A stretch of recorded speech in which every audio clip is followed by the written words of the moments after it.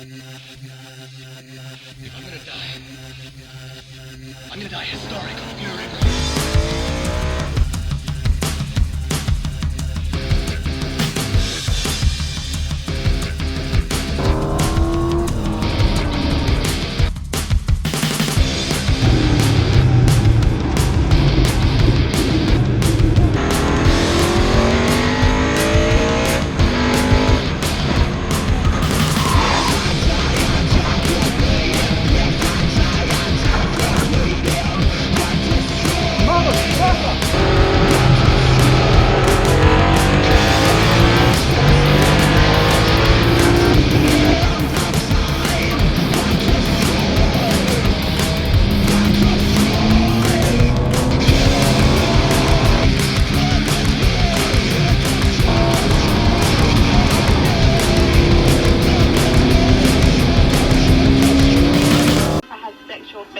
About race cars. I like the loud noises and the fast zooming cars, and the men are rather attractive too. So here we are, Phillip Island in the Calibra race 3, some highlights. So don't judge me too harshly on my lack of commitment and confidence in this car. I started the weekend doing a 47 on Saturday. We didn't practice on Friday. Then a 46 in race 1, so that wasn't very good. And then race 2, which was the morning race of Sunday, I got down to a mid 43, and in this race into a low 43, so getting better. But you'll see that I'm very tentative, and just this race I just wanted to finish. I had an issue in the first race and then an issue in the second race. Finished the races but dropped back from where I should have been. So yeah.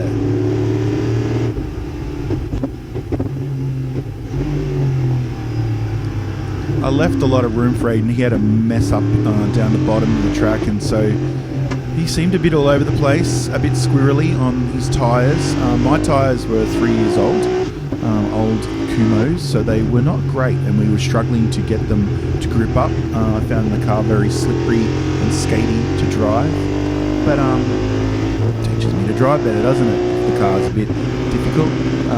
Obviously got a bit more power than him, but I backed out here. I was like, what's the point? He's doing quicker lap times. He was a couple of seconds at least a lap quicker. And I was able to hunt down Cookie here, so that was cool. He's in an old supercar, 5-litre supercar. I really should be in front of him and blasting away, but I wanted to try and do a clean run, and again I didn't want to spin off, and I had a little bit of a moment there, but it was good fun chasing him and trying to get around him clean. We've looked at the footage. I've looked at the footage obviously since this race and realised where I was backing out probably too much in spots, but when you're in the car and it's all happening and it's loud and things are banging around and it's all aggressive and I'm just trying to stay on the track, it felt like to err on the side of caution and just try and enjoy this race, enjoy driving the car, and just try and hit my, try and brake and downshift properly and upshift properly and turn and do all the basic stuff. I actually didn't want to damage his car or my car, but it was really good fun chasing him down through this race and just seeing if I could just make an error and run wide, or find a spot to get through that I felt was clean and not too aggressive.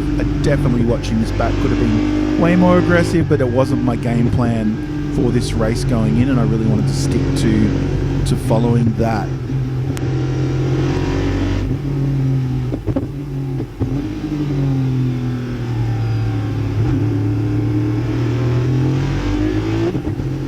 Also, I'm running this car kind of restricted in a sense, so only revving to 7.5,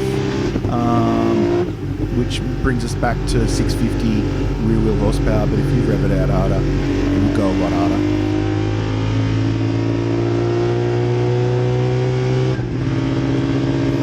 I probably could have just kept my foot in, got around him, and then just, black now it is, I don't know, pushed him out or something. Joy, and it's pink out there at the moment. So the man who was a tattooist, he's an artist, he's a rock band protagonist, you name it, he's a race.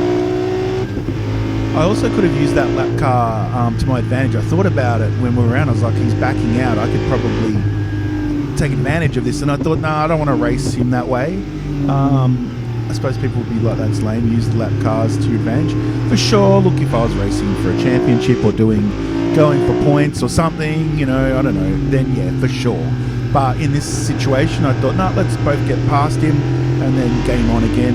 Again, here, looking at this, I could have really jammed my nose up in there, but I don't know if he saw me as he came across or not. And again, here, I probably could have, he did give me space here, so I really could have put my car there, but then I would have been on the outside across here, which gets quite skatey. So that's why I tucked back in a little bit. I sort of just, look, I was trying to fill his mirrors, to be honest, and trying to get him to run wide or just make a little mistake.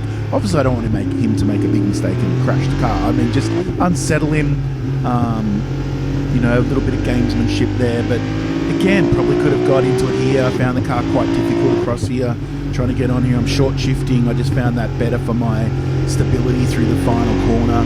Probably could have revved it harder in fourth and shifted mid-corner. And here again, probably could have, really given the stick. But I didn't know if he was going to come across, and he did come across. So I felt better to be chilled. And this is the final run to the finish line. So that was really good fun. I was right. I didn't actually realise I nearly got him on the line. I probably, again, should have given it a bit more stick. But I was stoked.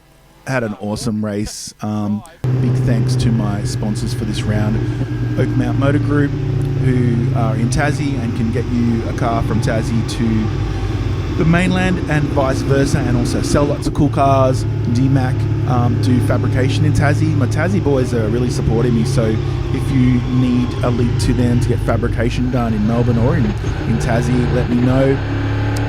Soda Blast also, Trav, everyone will know him. He's supported me for this round, so thank you very much. He's off in Dandenong, Ringwood, sort of. Ringwood? No, he's in Ringwood, I think. Northern Soda Blast. But again, I can point you in the right direction. And I want to Cookie was giving me thumbs up. He was like saying, yeah, that was awesome. And so, look, that's the kind of racing I want to do. I want to have fun and just enjoy myself. It was great to have also Pete from Auto One come out and help, and H, of course, for helping the weekend. So cheers everybody for the support and the good words.